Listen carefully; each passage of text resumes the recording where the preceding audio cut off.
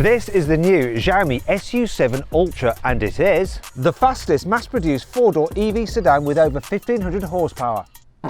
Oops. Yes, that's right, this car has got me slightly worried. Speaking of which, around the Nürburgring, ow, I thought we'd stopped all that.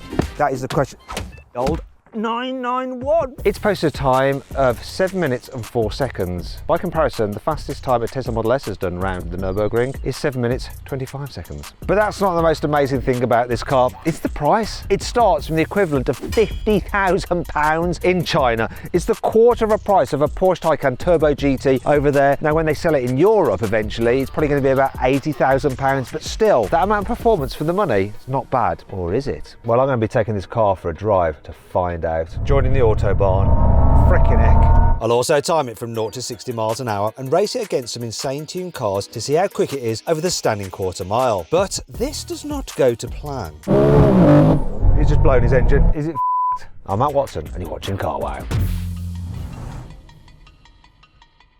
Xiaomi is famous for making electronic goods such as mobile phones and scooters and that kind of thing. The SU7 is their first ever car. This is the Ultra version. You can think of the SU7 as being a Porsche Taycan. The Ultra is the Taycan Turbo GT. Do you know what? They've taken some inspiration from some other car manufacturers. The lights, for instance, very much McLaren 720S. Now this being the Ultra, you have this bigger, more aggressive front apron, so it improves battery cooling by 10% over the standard cars. Let's move round to the side and we'll see some Porsche bits coming in, right? That font is very Porsche. This bit is very much Porsche Taycan. You've got carbon fibre here and on the door mirrors. What's it, £50,000? The side profile is very Porsche Taycan-y. Looks good though, doesn't it? These door handles seem quite Porsche, although they don't flip out. They're just like touch sensitive. Okay, you can get it with a carbon fibre roof. This one has the glass roof. Alloy wheel sizes, let's just see, these are 21s. Quite a nice design. Oh, I should point this out. Carbon ceramic brakes as standard. £50,000 car. Moving to the back, this one has upgraded optional rear wing. If you don't have this rear wing, you actually have this boot lip spoiler there which can move up and down. What is interesting, once again, for £50,000, this diffuser moves up and down. Look at that, electronically activated rear diffuser flap. There's so much going on with this car, it's mad. As you can see from the inside, it matches the outside. We've got two-tone effect here with yellow contrasting. It's really, really quite nice. Material quality is generally pretty good as well. There are some of the plastics which feel a little bit more budgety, especially when you go lower down, but overall, look, I mean, we've got carbon fibre on here, Alcantara headlining, carbon fibre on the steering wheel, and Alcantara, it's amazing. And I want to show you this cool feature. So you've got this little display there that shows the outline of the car. If I put that key card there and then touch the brake, watch this.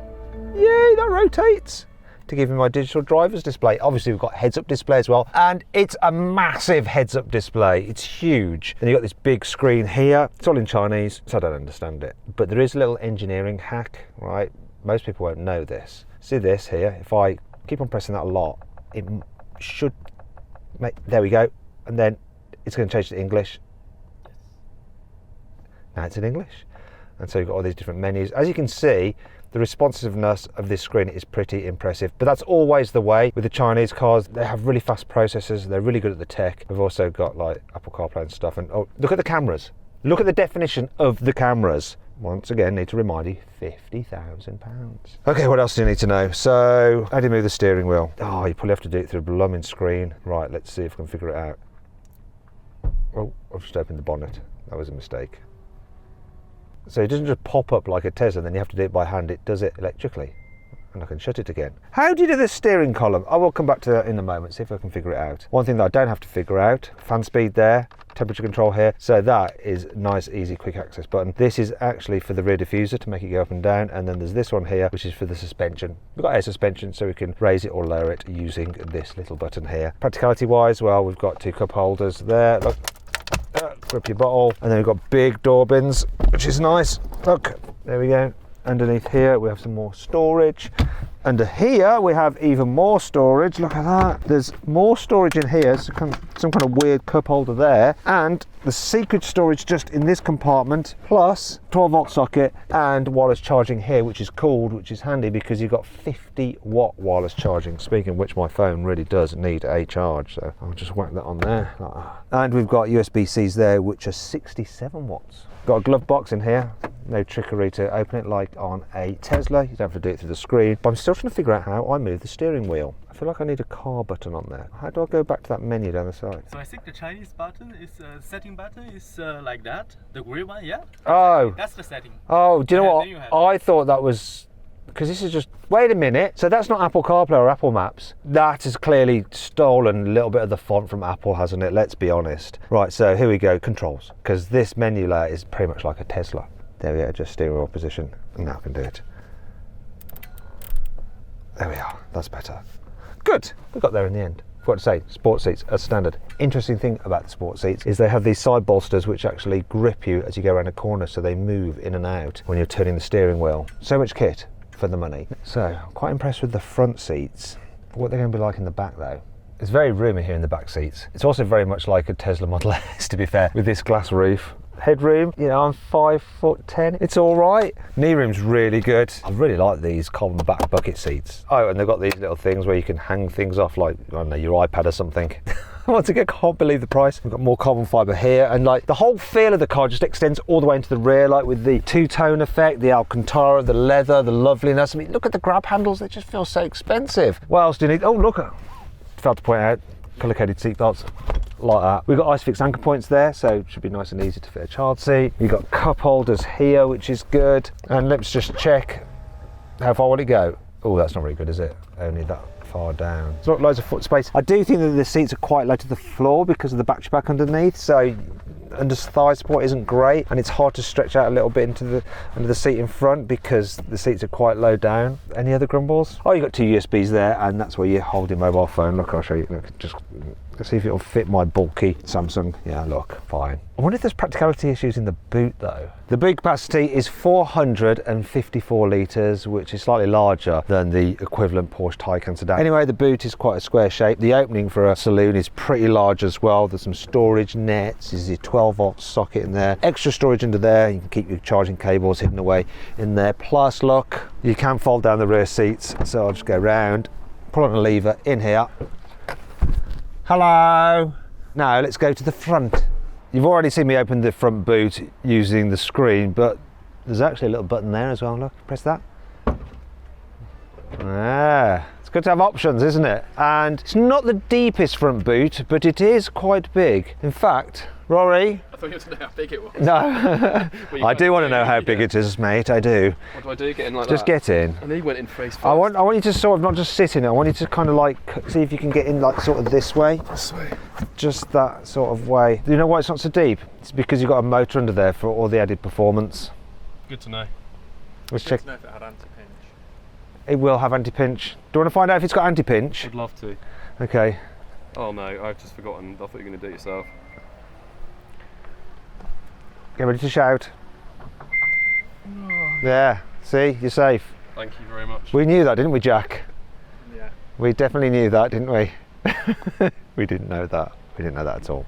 And there was something else I spotted while I was messing around in the front boot. So if you look on here, there's a little plaque. It says 27,000 RPM. That's important because on most electric cars, the motor will probably spin up to about 21,000 RPM. And then it's got like the kilowatts there, 1,138, which I think must mean like 1,500 horsepower. And then the torque figure, which is quite colossal. The entry-level SU7 has a single motor producing 299 horsepower and 400 Newton meters of torque. But this Ultra model uses 3 motors, 2 on the rear axle and 1 on the front, like a Tesla Model S Plaid. However, instead of 1,020 horsepower and 1,420 Newton meters of torque like the Tesla, the Xiaomi has 1,548 horsepower and 1,770 Newton meters of torque. That's more power and more torque than you get from a Bugatti Chiron. So let's see what it feels like with a good old-fashioned car wow drag race against a very highly tuned Nissan and Lamborghini. I'll time these cars over the standing quarter mile, and I'll also reveal how quickly this SU7 accelerates from 0 to 60 miles an hour.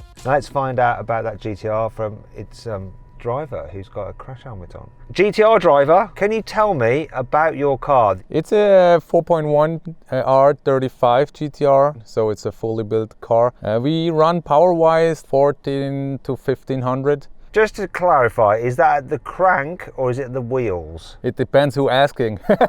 No, it's 1500 to the wheel, yeah. Whoa, whoa, whoa, whoa, whoa! That's cheating. So you've got about 1800 at the blooming crank. That's not fair. How much torque do you have at the wheels? We have around 1700 Newton meters to the wheel. Right, this doesn't feel fair right now. And how much is all the work on that car? I don't want to tell that to my wife, but I think it's going to be around 200,000 beside the car. And then the car on top, and the car's probably what, about like 50, 60,000 euros? They're in Europe quite expensive, so like 60, 65,000, yeah. Almost 300 grand all in for that car. It better be bloody quick. Okay, what's your name though? And just tell us who's done the car. My name is Sandro. I'm the owner of Street Performance Switzerland, and we're like a GTR shop, basically just doing GTRs day in, day out. We do other cars as well, but we're well known for the GTR, so everyone is coming with their GTRs. Okay, over to the Lamborghini. Can you tell me about your car? Hey, my name is Julian. I only the driver from this car, not the owner. The car has a 5.0 engine. We have 1500 horsepower with 1.4, 1.5 bars of boost, and this a manual car, yes. You mean it's a Spanish waiter?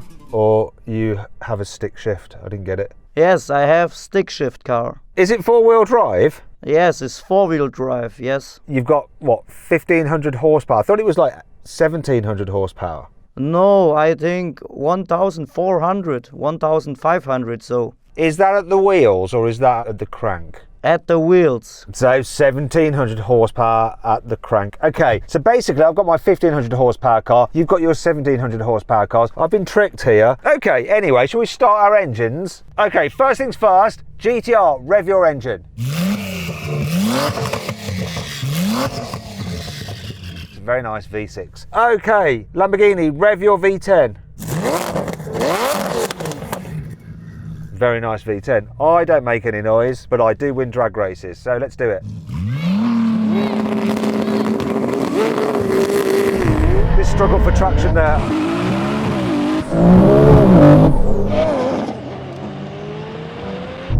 He's just blown his engine.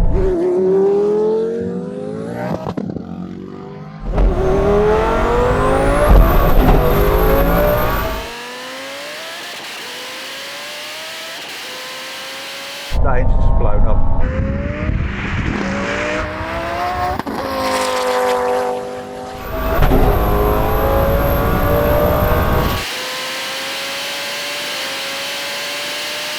God, this gets faster.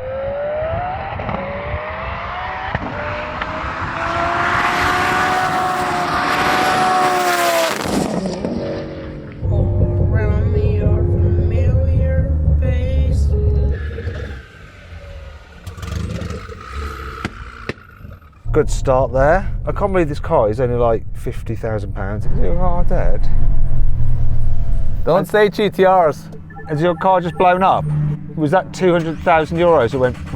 When we did the test run, we had like lower boost on the laptop, and after I started the car again, we hear the noise, like the turbo is like, ee! I talked to my tuner like, yeah, what could we do? I mean, just run it, you know? And it heard like one of the turbo is gone. You are winning. This thing gets faster, right? So it's unusual for electric car. Normally they all go at first and they tail off. I don't know if I'd have beaten you. You were off the line better because this just, it spun its wheels a bit. Did yours spin? Yeah. What should we do with your car now? I put the laptop on it, see what it is, and But it won't start. maybe the computer prevents it to start. Is it a fuse? And you think that's going to fix it? Both of them. Both of them. Will it work then? Yeah. So we're going to drive? Yeah. Let's go. That is the cheapest fix from any tuned car failure I've ever seen. I think there's more behind it because the fuse is protecting something. So he's not fixed the car yet. He's got to do a bit more work to it, but we need to race because they're going to shut the runway. So it's just me and the Lamborghini.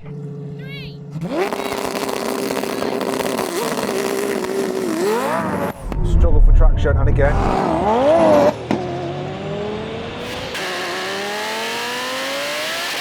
I mean, mean, that Lambo's got no chance.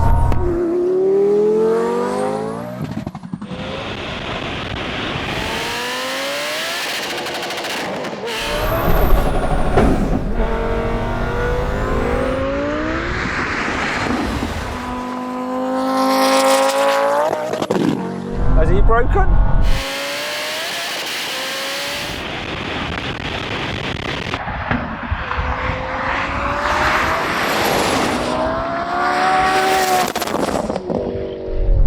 I know this can go quicker. Alright, so the GTR is now back in it. Will it run? We don't know. We're just going to do another drag race to see. So it could be interesting.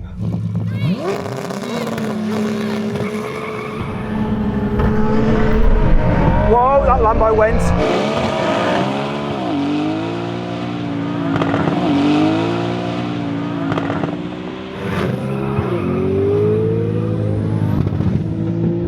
Come on, what happened there? I was like sleeping.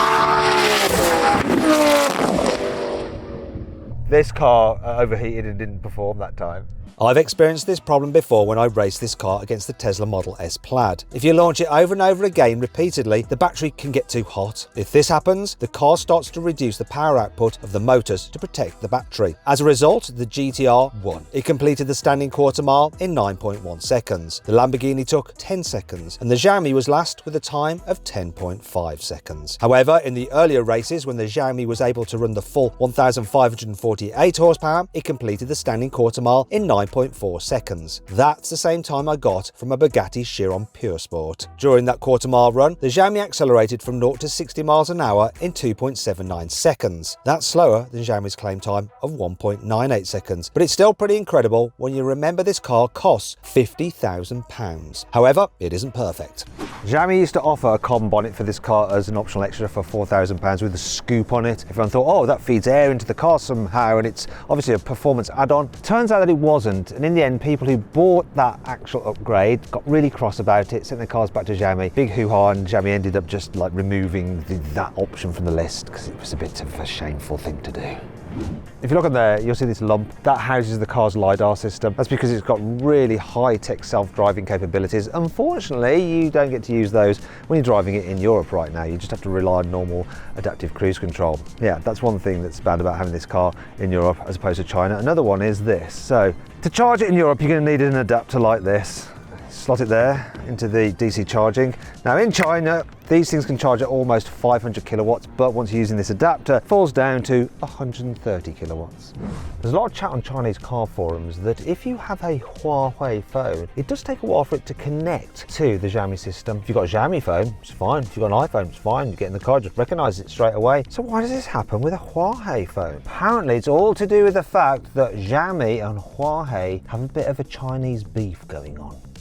The rear view camera is quite low down and there's no washer for it, so when it's really rainy and dirty, it can get a bit like covered in crap. So to clean it off, you have to get out of the car and wipe it with your finger the old-fashioned way like that. The performance brakes on this car can be a little bit squeaky. Have a listen. On if you drive forward, brakes, see, and let's go back.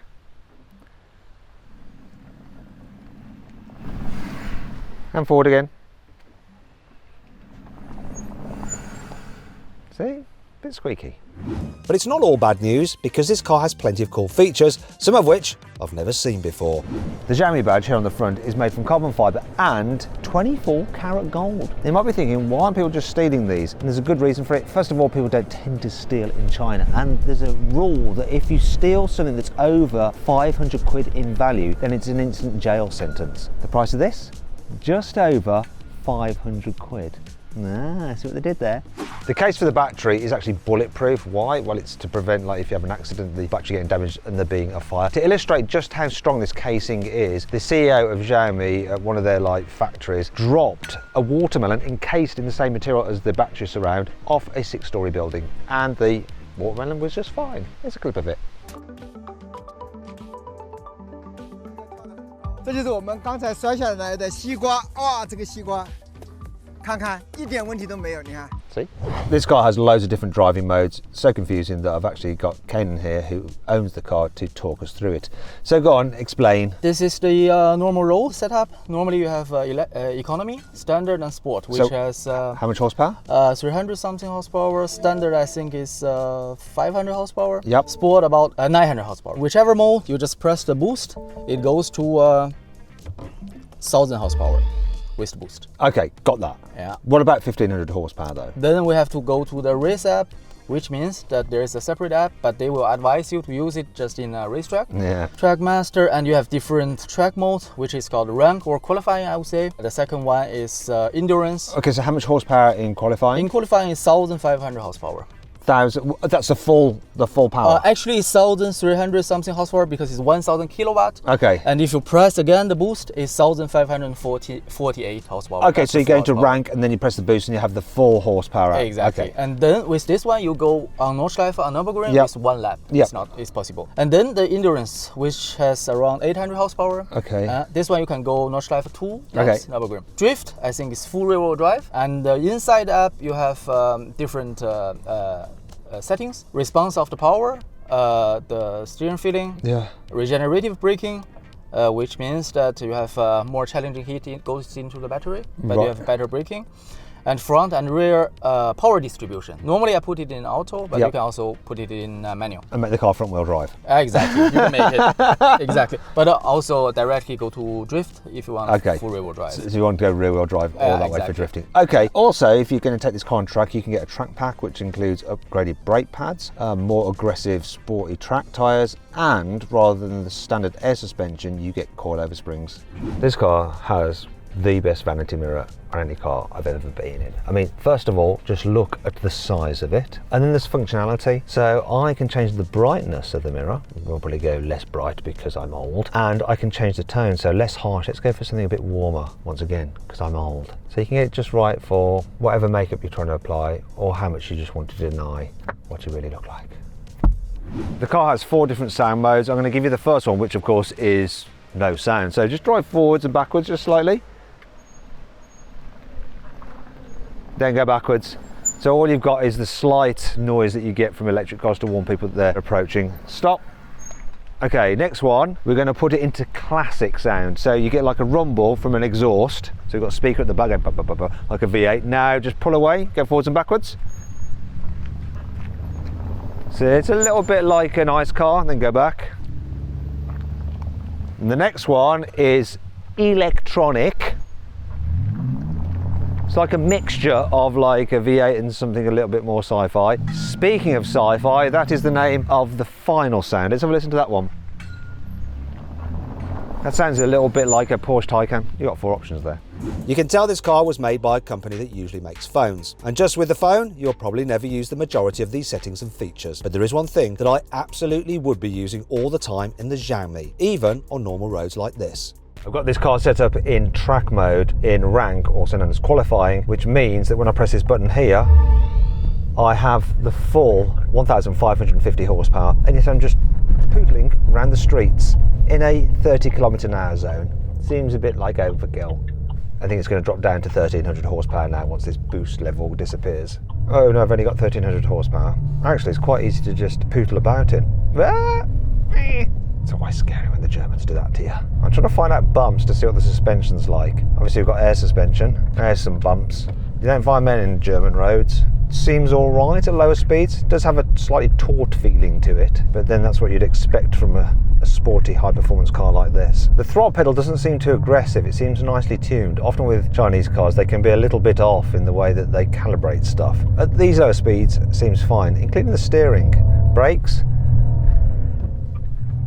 pretty intense, but quite progressive too. This, I think, feels like the most dialed in electric car from China that I've driven so far. But while the Xiaomi suspension was giving me plenty to feel positive about, I had noticed a few problems. I'm not sure about this noise I've chosen.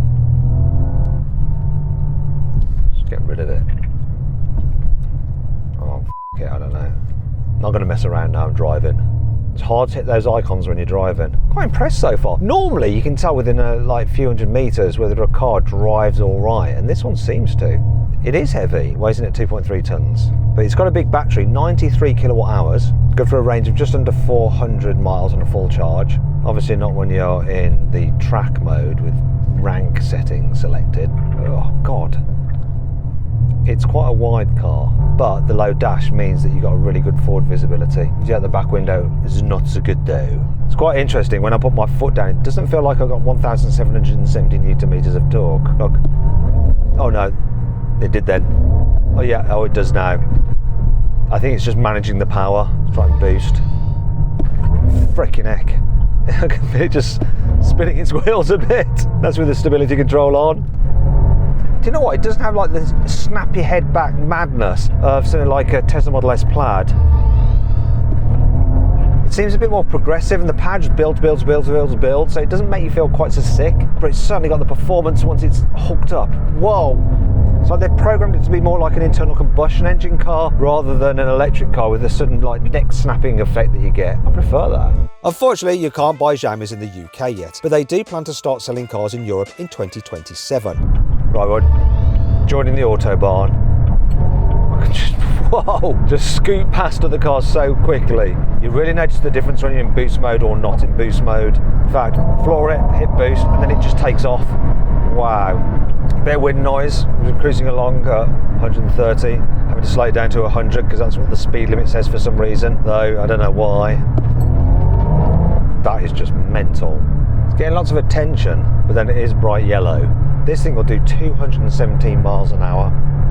All we need is a bit of de-restricted Autobahn, but just watch the speed climb. You ready? Frickin' heck. It's just berserk. Do you know what? This has a very much a Porsche Taycan feel to it, to the weight of the controls and just how it feels. They've clearly had that car in benchmarking it. What they didn't benchmark was the price. It does feel a bit heavy in the turns. Okay, I've noticed something. The brake pedal can feel a little bit grabby at times. It starts to slow when you first press it, and then there's a point in the travel where it's almost like it switches over from regen to friction braking, and it's like, oh, it suddenly bites. So that takes some getting used to. But it doesn't have like a squidgy feel like you get from some other like Chinese cars. And the steering is definitely the best I've felt in any Chinese car so far to date. It's quite stable and predictable though. Whoa! I am aware of the car's weight. I don't think it handles quite as well as a Porsche Taycan. I don't have quite so much confidence in it. Maybe I would get it a bit more over time, some more time spent with the car. These tyres aren't great though for when they're not warm. They're almost like blooming slick tyres, and they're not warmed up properly, so that is giving me a little bit of nerves. On the standard road tyres I'd probably be alright. Yeah, these brakes are inconsistent. Sometimes it's like it just hauls on the anchors, it's like they're over assisted by a computer and they just suddenly jam on and you can't always judge where it is. It's a shame because the feeling is generally quite good through the brake pedal, but it's just then, it's just like rammed on. It's just odd.